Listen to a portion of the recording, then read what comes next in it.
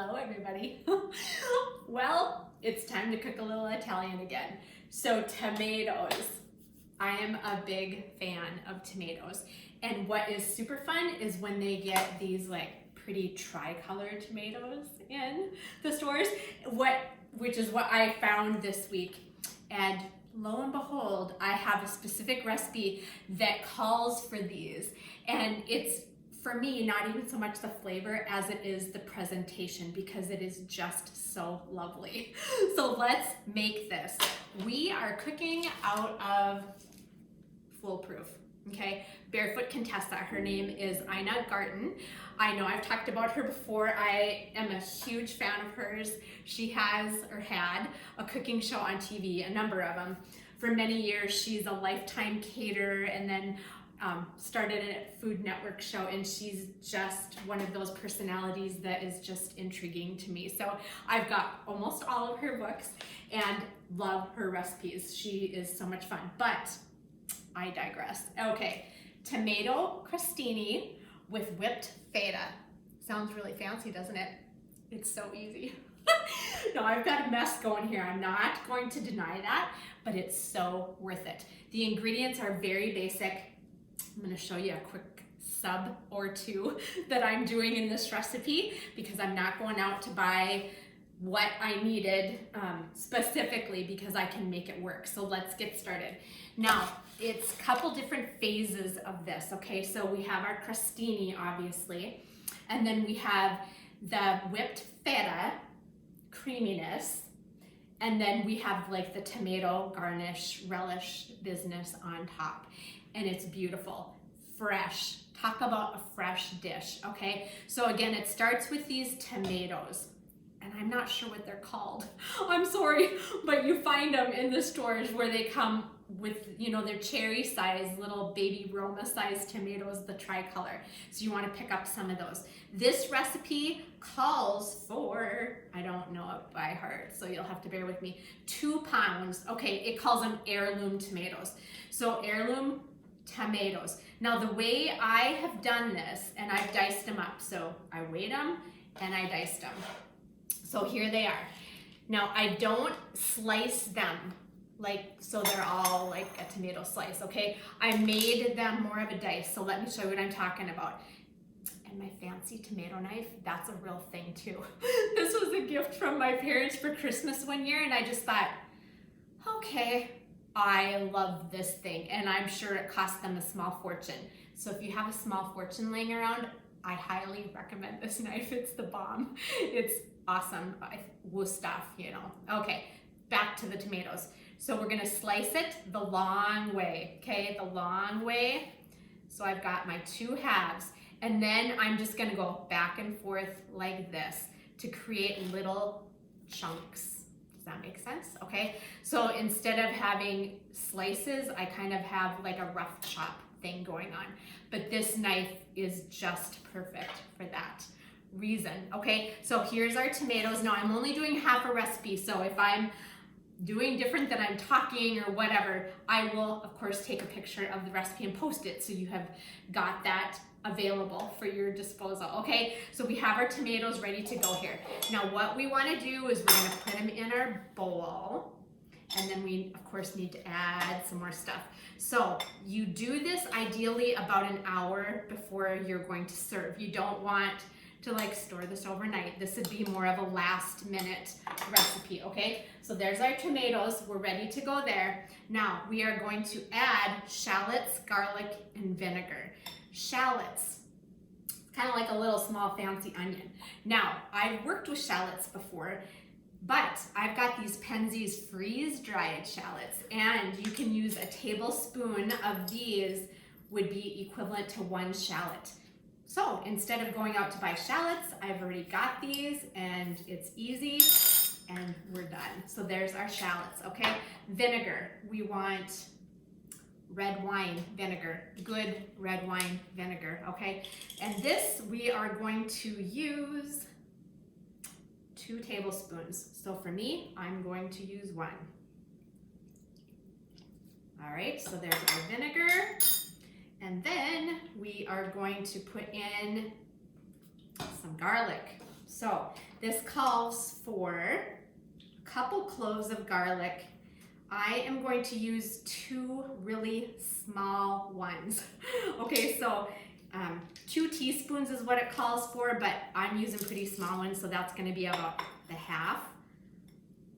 1 teaspoon, which is what I want for my quantity. Okay, so we've got our shallots, our garlic, our tomatoes, beautiful, and our vinegar. Okay, now what we want to add is some olive oil to this and a little salt and pepper to season it. Okay, so olive oil, we're going to use about 1/8 of a cup. Now this calls for more. I don't want to use more. I've made it with more and it's just so wet. It was just too much. So I did cut back on that on purpose. And then I'm going to season it up with a little salt and pepper. Okay. Now, of course, this is to taste. The recipe is going to have a specific, but this is also going to help to kind of juice out those tomatoes a little bit and get rid of the excess liquid, which is just fine. That is just fine. Because when we serve this, we'll try and, you know, like use a slotted spoon or whatever to put that on there. Now this you just want to marinate for about 10 minutes. So we're gonna let this sit, okay? And let's see, I wanna be sure I got everything here. Olive oil, salt, pepper, that's it. Okay, so we're gonna let this sit. Phase 1, step 1. Okay, now let's make our creamy filling. So a food processor. If you don't have a food processor yet, this recipe's so good you should get one just for this. I may be kidding and I may not be kidding. If you're into like freshness and Italian freshness, this is just too much. It's so good. All right, so we are gonna start with a little bit of cream cheese. This calls for 2 ounces at room temperature for the full recipe, okay? Now, it also calls for feta cheese. I bought feta cheese like this time. Now, usually I buy it in a container where it's already pre-crumbled and all that business, but this was more economical. And we use feta cheese just on salads. I've got a wonderful recipe for a watermelon salad with feta, and I know it sounds just craziness, but it is so good. Okay, so this calls for 6 ounces of good feta crumbled. So I am going to semi-crumble it, and I already kind of figured out how much by looking at this it's going to be. So I'm not even gonna weigh this out, okay? So we're just gonna cut this up into like a rough chop, and then we're gonna stick it in the food processor and whir all this up. Again, with some more olive oil and season it up. All right, so let's get this in here. I don't know if you're a feta cheese fan. It's really good. It really is in so many applications. It's like you can put it in a food processor and make it creamy. You can keep it chunky and put it on a salad, cold salads, hot dishes. It's just really good. It's not a super good melter to make, you know, like a cheese dip or something like that, but for other applications, it's a great choice. Okay, now let's get this thing started. Then we just need to add a few more things to this. Okay, so now for this step, we want the feta and the cream cheese, which we did, and then we are gonna add some olive oil, lemon juice, salt, and pepper. Okay, so let's add some more olive oil. We're gonna add about 1/4 of a cup, and I'm not even gonna measure this. I'm just gonna dump in.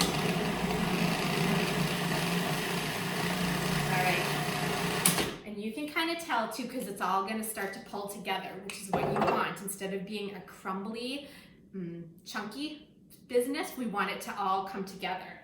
Okay, so that is happening. Now, lemon. Usually I would say that you can get by with bottled lemon juice. This is one of those recipes where the freshness really matters. So I am going to use and squeeze in fresh lemon juice. And this recipe calls for 2 tablespoons. Now again, because I'm only making half, I'm gonna do about a tablespoon. Okay, and again, I'm kind of winging it there. And again, this is gonna just add some brightness, freshness. All right, let's put that in there, and then we're gonna again season it with some salt. pepper, fresh ground pepper. Quality matters. Seems to be my catchphrase a lot of times, doesn't it? Quality does matter though, you guys, it really does. Okay. I don't want to over pepper, even though I love to over pepper. That is it. Okay, now the assembly phase. Now again, you would do this right before you're ready to serve, okay? So we have got some basil, fresh basil leaves. So these we're gonna chiffonade, and I know I've talked about that before, so run out to your garden or run to the store, get some fresh basil. For this, you do want fresh, you do not want to substitute dry. If you lay your leaves one on top of the other, and then we are going to roll them. Roll them. Okay, now to chiffonade, we're just going to slice it very thin into these little ribbons. It creates beautiful ribbons. Now, if you're using large leaves like I did, you may want to run your knife one way, the other way, so they're not quite so long, okay? And I am going to do that because I just don't want them quite so long. Now, the crostini. Now, for me, what I did is I took a baguette that I had left over in the freezer, and I just cut it into these wedges or crostini shapes, okay? And then I put some olive oil on them and just browned them in the oven. So then what we're going to do, we're going to take a knife and we're gonna spread some of this feta spread on here. All right. It's very light and whippy. Is whippy a word? It is now. Okay, so we're gonna spread some of this on here.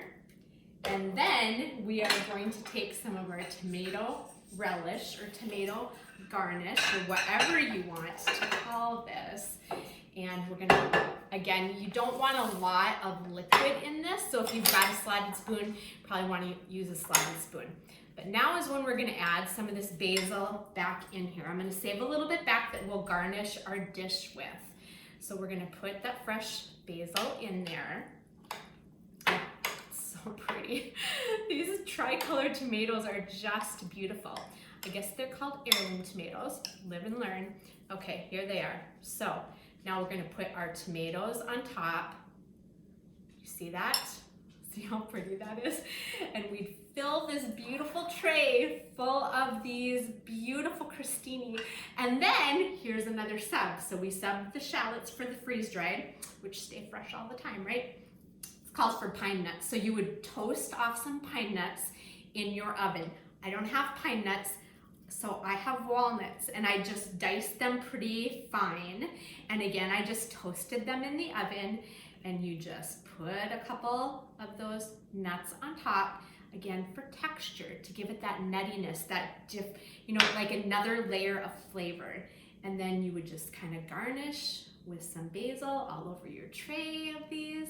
And if you even want to add a little more pop of salt, I would recommend that as well. And of course you can taste it before you would even layer it together, just to be sure that that salt hasn't all come off the tomatoes and it's sitting in the water that you don't want there. So that is why I would recommend that as well. So that is our tomato crostini with whipped feta.